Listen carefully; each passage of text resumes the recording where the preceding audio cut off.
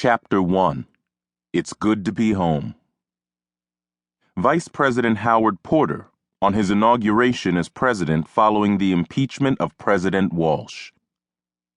My predecessor's involvement in the Shadow Coven and FOB Frontier scandals has shaken the public's faith in honest government, and rightly so.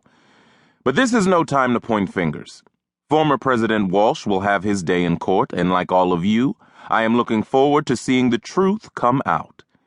Today is a day for looking ahead, for starting down the road to restoring the people's faith in their government, in matters of arcane security in particular. Today I recommit myself to enforcing the provisions of the McGower-Linden Act with total certainty, severity, and transparency. Swift eased up the hood of his sweatshirt and kept his head down.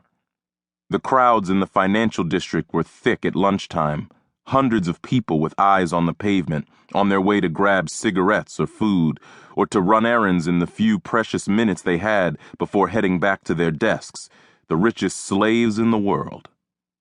Swift sighed internally. He'd never been comfortable among the corporate wage serfs who made up most of the city, but a big crowd was best. It was easy to get lost in the throng, one more data point in a stream, nothing to draw the eye. He felt his magical current thrumming. The scar of his ruined tattoo itched on his chest, an old reminder of older fights. He'd won them all and somehow still lost. His girlfriend, his baby were still gone, the man who'd killed them still alive. He'd had Harlequin dead to rights, had looked down the barrel of a gun straight into his old enemy's eyes. The moment had hovered, time frozen as Swift faced a pair of choices, each resulting in very different people. He'd let Harlequin go, watched him walk away, still breathing, and hoped the person he'd chosen to be was the better one. Even all this time later, he still wasn't sure. He moved through the crowd, keeping his elbows in, not wanting to draw attention to himself by shoving anyone out of the way. At last, South Ferry Terminal hove into view, the water of the bay sparkling beyond. Oscar Britton had wanted him to stay in the source, to build a new life in the Goblin Village. Swift had insisted Britton send him back. The Supernatural Operations Corps had taken everything from him, his life, his love. They wouldn't take his home. He'd found the broken remnants of the Houston Street Gang, the band of magic-using revolutionaries deemed criminals for their refusal to submit to government control. Criminals or no, they'd bloodied the government's nose for years until the SOC had replaced their beloved leader, Big Bear, with a monster. The deception caught them completely unawares, and the SOC had broken their spine, scattered them to the winds. The survivors spent the intervening months hiding in homes of sympathizers, trying to rebuild what they'd lost when Big Bear had turned out to be someone else.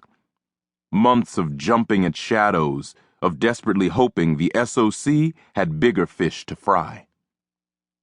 But Swift found time to come down to the water every day, to give himself a few minutes to look out over the glassy surface, to feel the breeze slide over his ears, whispering in his hair.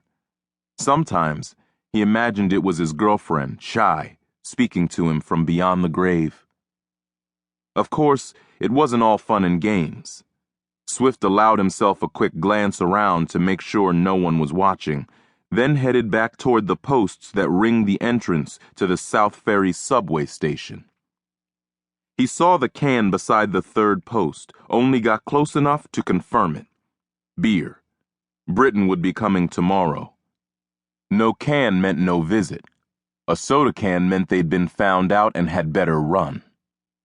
Swift made a mental note to tell the others. Britton promised that the moment would be coming when they could finally step out of the shadows, live free and open, but each time he visited, the answer was always the same. Be patient. Wait. Things were taking time. Most of the gang worshipped Britton.